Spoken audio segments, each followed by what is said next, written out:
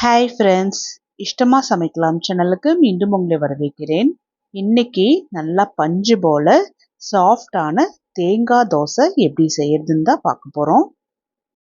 இந்த தேங்காய் தோசை கூட நல்லா காரமாக சட்னி வச்சு சாப்பிட்டோம் அப்படின்னா ரொம்ப அருமையாக இருக்கும். இது வரைக்கும் இஷ்டமாக சமைக்கலாம் சேனலை சப்ஸ்கிரைப் பண்ணிக்கலீன்னா சப்ஸ்கிரைப் பண்ணிக்கோங்க. டெய்லி நான் போடுற வீடியோஸ் உடனுக்குடனே நோட்டிஃபிகேஷன் வர பெல் ஐக்கான் ப்ரெஸ் பண்ணிக்கோங்க.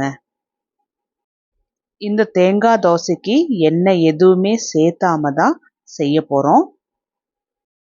பவுலில் 1 டம்ளர் ரேஷன் பச்சரிசி தான் நான் எடுத்திருக்கேன். நீங்கள் ரேஷன் அரிசி யூஸ் பண்ணுறதுனால யூஸ் பண்ணிக்கலாம், இல்லை கடையில் வாங்கி கூட யூஸ் பண்ணிக்கலாம். இதில் கொஞ்சமாக கல்லுப்பு போட்டு தண்ணி ஊற்றி நல்லா கசக்கி க்ளீன் பண்ணணும். தண்ணி நல்லா க்ளீன் பண்ண ஒரு மாதிரி மங்கலாட்டம் ஆகிடும். கல்லுப்பு போட்டு நம்ம வாஷ் பண்ணும்போது அரிசியில் இருக்கிற தூசி எல்லாமே வெளியில் வந்துடும்.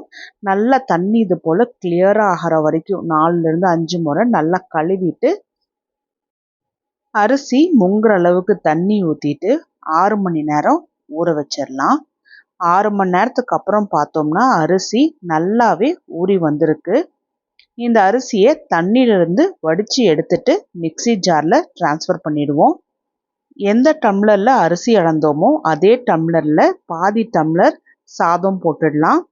பாதி டம்ளர் துருவின தேங்காய், அதே டம்ளரில் பாதி டம்ளர் தண்ணி ஊற்றிக்கலாம்.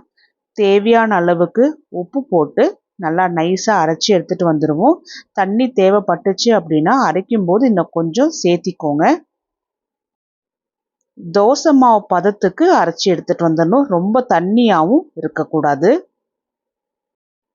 இந்த டைமில் கலந்துடணுங்கிற அவசியம் இல்லை, ஆனால் கொஞ்சம் கை வச்சு இது போல் கலந்துட்டோம் அப்படின்னா நல்லா புளிச்சு வரும். அதுக்காக தான் ஒரு 6 மணி நேரம் புளிக்க விட்டுடலாம். கடாயில் 2 டேபிள் ஸ்பூன் எண்ணெய் ஊற்றி 1.5 டீஸ்பூன் உளுத்தம்பருப்பு போட்டு மிதமான சூட்டில் வறுத்தி எடுக்கணும். ஒரு 50% வறுப்பட்ட உடனே காரம் தேவையான அளவுக்கு வரமிளகா, நான் ஒரு 8 வரமிளகா போட்டிருக்கேன். வரமிளகாவும் கொஞ்சமாக மொறுமொறுப்பு ஆன உடனே 3 பல்லு பூண்டு, பூண்டுமே ஒரு 50% வதங்கின உடனே பாருங்கள் உளுத்தம் பருப்பு நல்லாவே பொன்னிறமாக வதங்கியிருக்கு. இந்த ஸ்டேஜில் 3 நார்மல் சைஸ் வெங்காயம் கொஞ்சம் நீட்டமாக கட் பண்ணி போட்டிருக்கிறேன். வெங்காயமும் எண்ணெயிலேயே நல்லா வதங்கி வரட்டும். வெங்காயம் நல்லா வதங்கின உடனே 2 நார்மல் சைஸ் தக்காளி இதையுமே சின்னதாக கட் பண்ணி போட்டிருக்கேன். இதில் தேவையான அளவுக்கு உப்பு, 1/4 டீஸ்பூன் மஞ்சள், 1/4 டீஸ்பூன் பெருங்காயத்தூள். இப்போ இது எல்லாமே தக்காளி வெங்காயத்தோட சேர்த்து நல்லா கலந்துட்டுடலாம். தக்காளியும் நல்லா சாஃப்ட் ஆகணும், அப்போ தான் நல்லா மேஷ் ஆகிட்டு வரும். தக்காளியை கொஞ்சமாக கலந்துட்டுட்டு டிஸ்டர்ப் பண்ணாமல் விட்டுட்டோம் அப்படின்னா தக்காளி நல்லா வெந்து வரும். அதுக்கப்புறமா நல்லா கலந்துட்டோம் அப்படின்னா தக்காளி நல்லா மேஷ் ஆகும். இப்போ பார்த்தோம்னா தக்காளி நல்லா மேஷ் ஆகிடுச்சு. இதில் கொஞ்சமாக புளி போட்டுட்டு நல்லா கலந்துட்டுடலாம். இப்போ ஃப்ளேம் ஆஃப் பண்ணிவிட்டு ஆற வச்சுருவோம்.